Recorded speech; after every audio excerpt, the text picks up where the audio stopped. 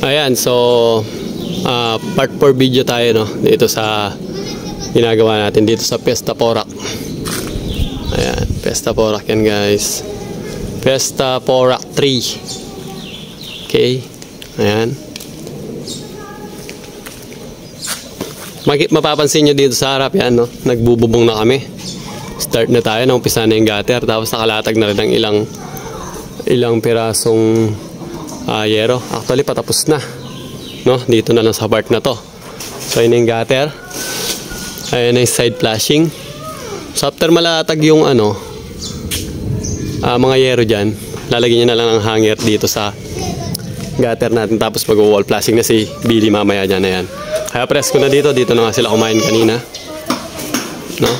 Nga pala, pakita ko, may extra lot itong Fiesta na ito. Sukat ng lote niya, malaki siya, ayan, no, sa Fiesta Community 3, malaki siya. Kung magmula rito, ayan, haba. Ilang meters ba to? 1, 2. Siguro hanggang dito merong mga 8 to 9 meters yan, haba. So kahit malaki yung si Sir nga, Ford Raptor, kasyang-kasya dito yung Raptor, no. Pero ito yung regular cut ng size ng dito, lote sa Fiesta, kahit sa daw ganito. Ayan, yan ang regular, tignan nyo, maliit lang. Pero dito, kasya naman yung regular na sasakyan, maliit lang. Compare nyo rito, ayan, malaki. Tapos, meron pa tong extra lot sa likod. Pakita ko sa inyo, ha. Ito yung extra lot na balak namin gawan ng nila Sir to, dirty kitchen. Ayan, extra lot. Diretso yan, lahat ng end lot kasi to. So, lahat ng dito sa end lot, meron silang extra lot sa likod. Ayan. Tapos balak pa nilang paggawaan ng balcony sa taas yan, no. Ito yung ating kitchen. Pero pasok tayo sa harap, tara. Tapos na yung mga cabinet natin, ibig sabihin na finish, tapos na na-finish ng pintura. Tapos dito, malinis na rin. Ayan. Ayan, no. So, white na. Ayan, cove light na lang yung kulang, no? So ito yung ating nook o yung bar counter. Ayan. Tapos ito yung hanging cabinet. Itong nook na ito, didikit lang yan dyan. Break time lang muna, kaya Ayan. Dito naman, kailangan na namin sirain to kasi wala talaga, wala sa level. Tingnan nyo, laki na siwang dito sa cabinet. Doon, dikit na, no? So kailangan na namin, palitan na lang namin yung ceiling ni Billy para pumantay at matapos na ito, no? Maliwanag na kasi white na. Bathroom natin ganun pa rin. So finish. Focus lang muna tayo dito sa labas. Ayan. Nagtayo ng rito, ang damyo. Tungtungan para matapos yung painting dun sa ceiling at yung cutting nitong wall, no? So hindi tayo akit sa taas, na ipakita ko na nung nakaraan yun. Mga pala, may mga na pala doon sa karagdagan. Akit na pala tayo. Nailagay na pala yung mga sliding ni Billy. So ito yung master's bedroom. Ayan, no? Ayan, yung may ilaw sa ilalim yan. Tricolor. Okay, naipakita natin yan. Side table. Pero ito may abang na tayo ng aircon. Nabutas na, na-retouch na rin yung pinagbutasan. Ayan, may track light, no? So okay na yung mga rooms natin. Okay rin to. Ayan. Tapos dito, okay na rin, ito na yung table nasa taas na, no? Ayan. Tapos ito yung sliding na sinasabi ko na nailagay na.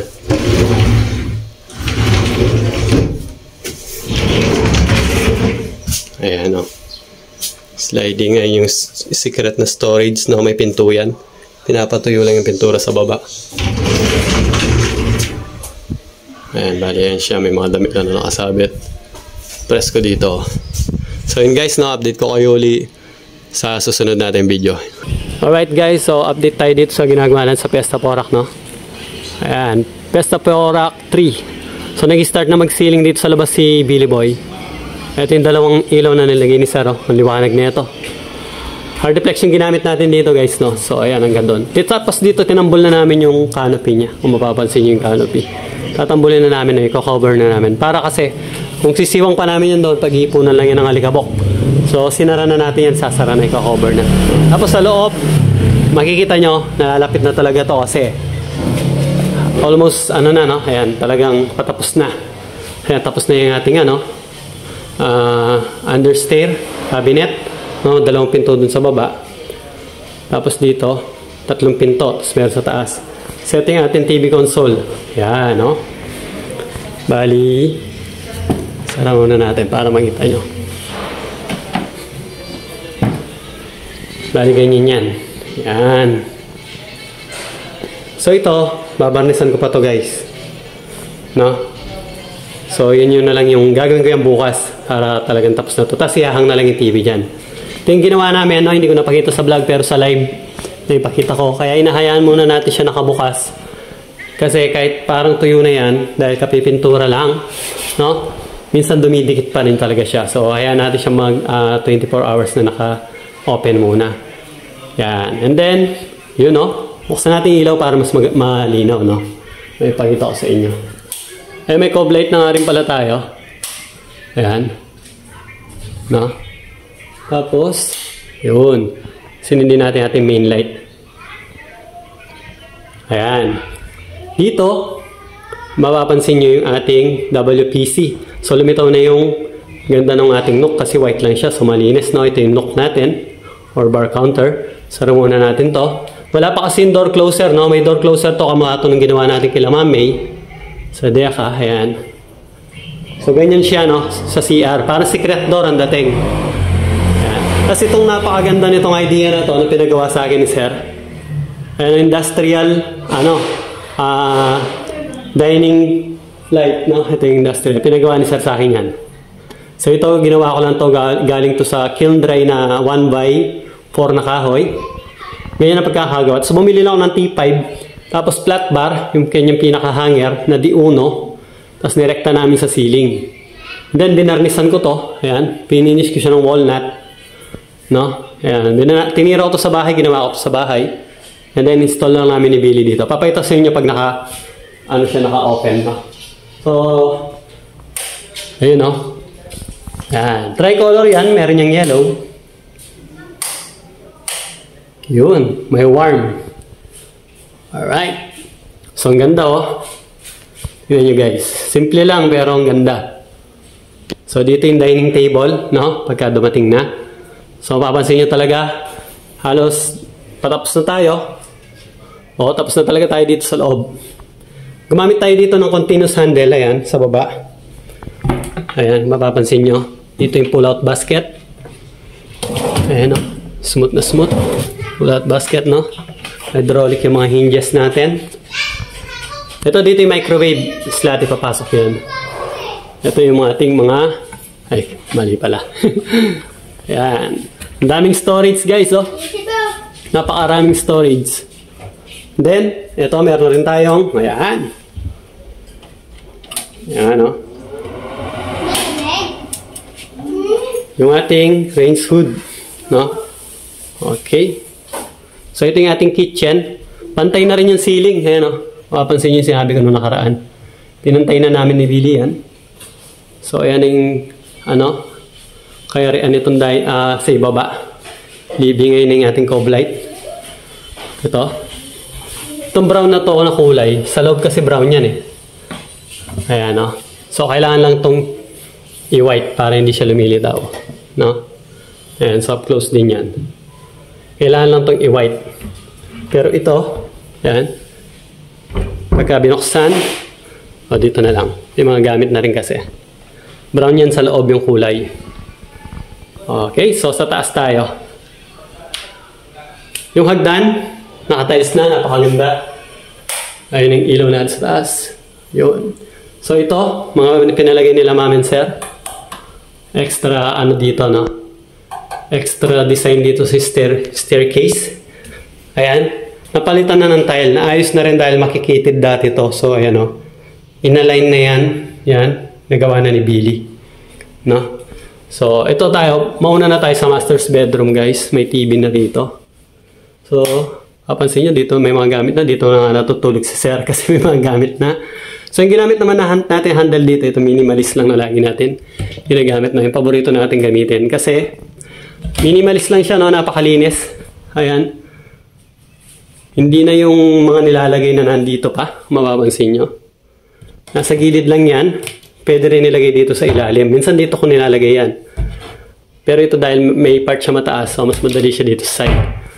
So, ito yung WPC na pinakita ko sa live. Tapos may dalawa siyang side table. Ganda guys, so kasi malinis white lang siya. And then lumilitaw talaga yung na-highlight yung WPC sa likod, no? So, may ilaw pa sa ilalim yan. Yan. So, dito yung bed, no? Yan. May bed dito. Dito yung king size yata yung order nila dyan.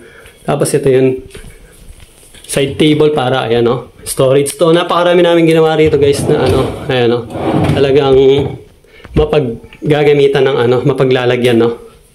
So, na-maximize yung space talaga. Yan, ito lang, ang dami ng mailalagay dyan. And then, dito tayo.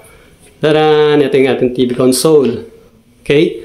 Sara muna natin yung ilaw. Ay, yung ilaw. Yung pinto. Ayan.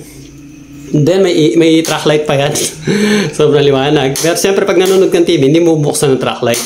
Siguro pag hindi ka lang nanonood ng TV.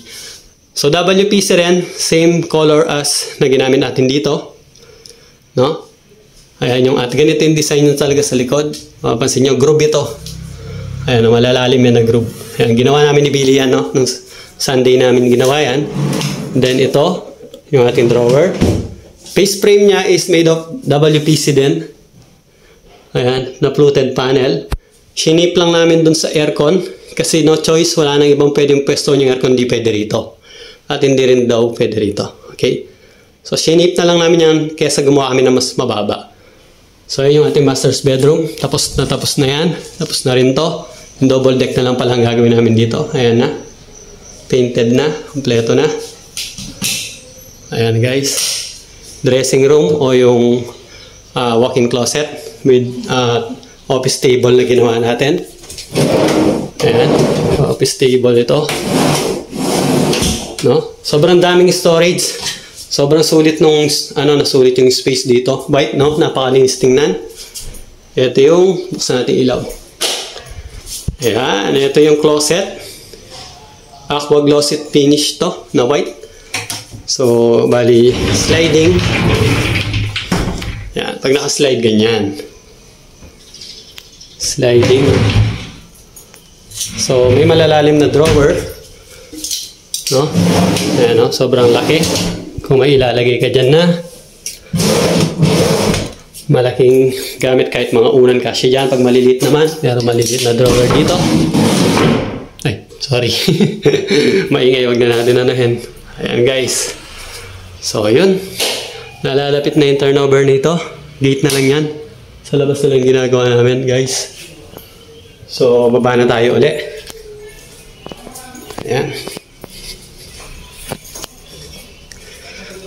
Ayan guys, so abangan nyo, no? Abangan nyo yung nalalapit ng pagtatapos dito sa Fiesta Porac 3. Alright? So hanggang dito lang muna yung video natin guys, no? Abangan nyo pa sana yung mga susunod na upload natin dito.